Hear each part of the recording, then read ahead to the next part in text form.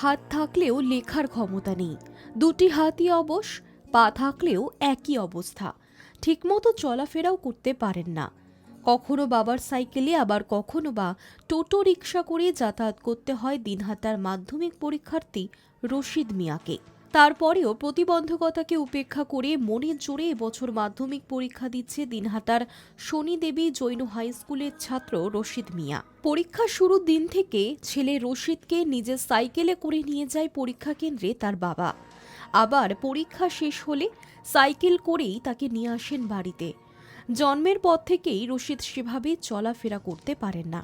মাঝপথে পড়াশুনো থেমে গেলেও এক শিক্ষকের সহযোগিতায় আবারও শুরু হয় তার পড়াশুনো। ভবিষ্যতে রশিদ শিক্ষক হতে চায়।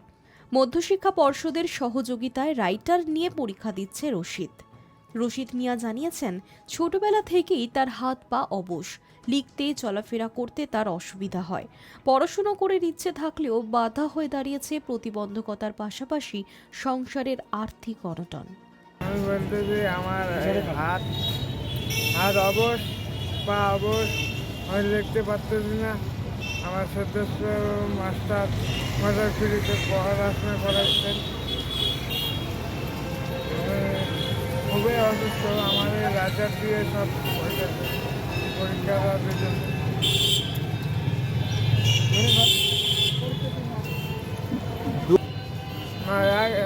গান্ধার অবশ, পেন ধরতে পারো ঠিক মতো?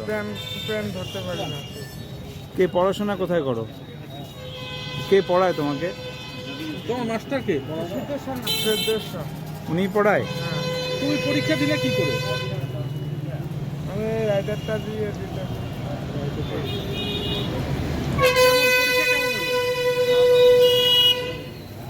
রশিদের বাবা আমিনাল মিয়া জানিয়েছেন, শারীরিকভাবে অক্ষম হওয়া সত্ত্বেও রশিদের পড়াশোনায় যথেষ্ট ঝোঁক রয়েছে।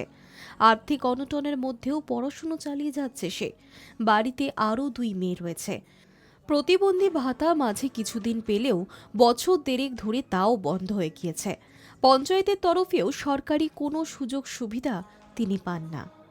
বাচ্চা চলতে পারে না, শক্তি নাই, পেন ধরতে পারে না, কিনাটা সন্নিবিতে পড়ে।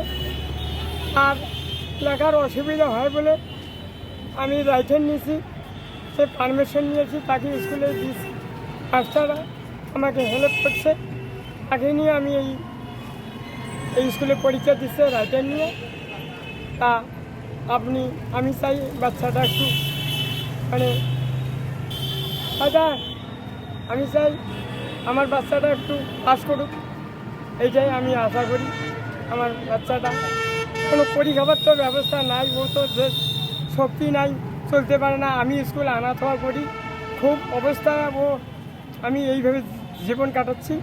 হ্যাঁ, আজকে 17 বছর বয়স বাচ্চা। আমার এক মেয়ে গোপালনগরে পড়ে, তিনি এই সিদ্ধেশ্বর মাস্টার মহাশয় আমাকে বহুত, উনি একটি ভগবান, আমার উপরে এত কিছু রহমত করতেছে, ভগবানের মতো দেখতেছে। আমি তার সাহায্যে চলতেছি, তার কোনো পয়সা নেয় না।